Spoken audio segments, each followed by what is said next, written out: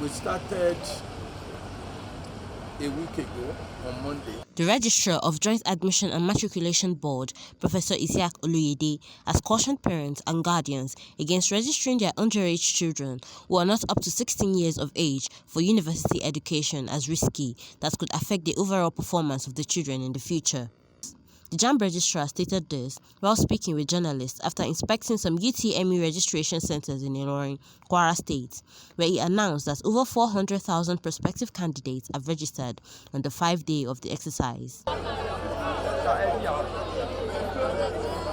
The Jamb Registrar and his team took off for the inspection of the registration exercise at the Jamb office in Ilorin, where he inspected all sections of the registration exercise. The team thereafter moved to Alikma University Center, Socrates School, and finally at University of Ilorin Center.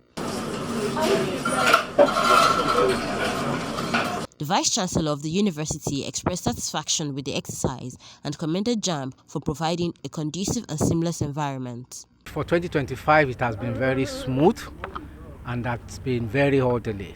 I think the process put in place by Jamb had really assisted the candidates this year, and it's our hope that this smoothness will continue over the period of time that the registration exercise. In all the places visited, the students were orderly and were in queues, making the exercise stress-free for the organizers. It's good. Nothing than to appreciate them for their service.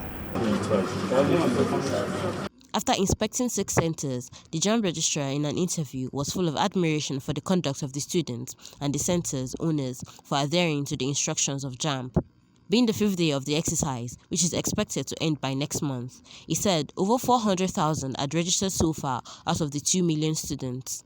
Presently, we have registered 420,674 candidates, with underage 4,997.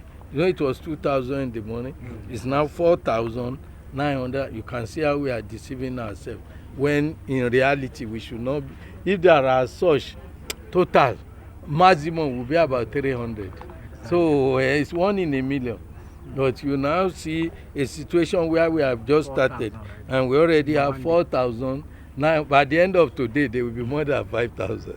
Commenting on the likely registration of underaged who are below 16 years, he said various punishments await such students, but however blames parents for encouraging such illegal practices. I know no parent, I know the candidate. So, and I will deal with the candidate. So there is the government and other people that could take it up that this bad or poor parenting. But as far as I'm concerned, the candidate, and that's why we don't listen to parents.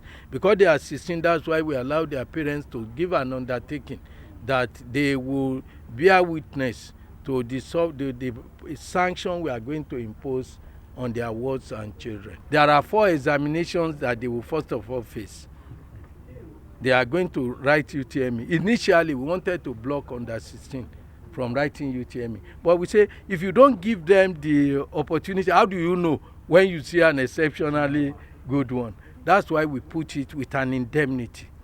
That you tell us, yes, I'm under 16, but I believe I'm extraordinarily, but I've seen now that anybody is extraordinarily. So, because we have looked at it, and we have looked at the percentage of, in the last 10 years, underage that we have in the system, some as low as 10. And we have seen how many, 70% of them have been destroyed. They never made their career. So they are there. And we can give you statistics and you go and interview them. Many of them openly regretted what had happened. They are selfish. Selfish parents, I mean. Parents are supposed to be selfless, but they are selfish. Commenting on the recent attacks on the Jamb institution from various quarters, he said there is the need to further enlighten the people on the workings of Jamb, as most people are antagonizing the institution and not fully abreast of its workings. All you can use is to use knowledge to tackle ignorance. So I do not see it as anything strange. I think, if any, it's a challenge to Jamb to step up its campaign for education. Because if people don't know about something, they are likely to make general comments. For instance, if you are also a legislator and somebody says, I'm spending 750 million on local transport, you will say, oh, hey. But if you ask questions, you tell you 10,500 individuals. Even if you calculate it yourself, you know the amount. Do you get the point?